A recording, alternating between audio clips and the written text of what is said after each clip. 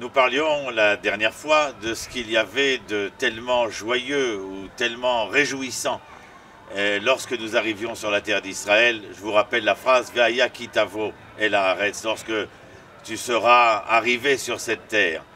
Le « qui » en hébreu est aussi significatif que le « Ve'aya » car le « qui » porte ou recèle en lui deux significations. La première, celle de condition, et la deuxième, celle d'obligation.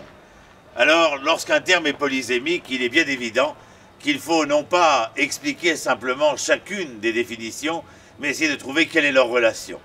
Et dans le ki tavo el haaretz, lorsque tu viendras sur cette terre, ce serait plutôt de dire à la condition que tu décides, que tu t'obliges toi-même à venir sur cette terre.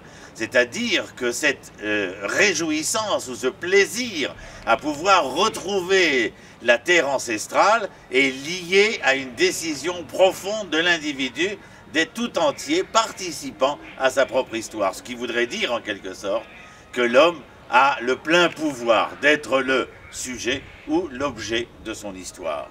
L'homme, lorsque je dis l'homme, cet homme qui doit venir, bien entendu nous parlons toujours de l'hébreu et encore plus dans ce site si extraordinaire et porteur de tellement d'histoires. Lorsque nous parlons de l'homme, nous sommes obligés de donner une définition de l'homme, et de l'homme hébreu, mais de l'homme en tant qu'homme. Et essentiellement, nous savons que l'homme, eh bien, en hébreu se dit soit Adam, soit Ish, mais aussi cet homme est intimement lié à la terre. Et vous avez remarqué que l'homme et la terre ont une même racine étymologique, à savoir que l'homme sans sa terre, eh bien, est déraciné, car l'homme tire ses racines de la terre et la terre donne ses racines à l'homme. Ô combien est-il important de se réjouir au travers le fait que l'homme retrouve sa terre.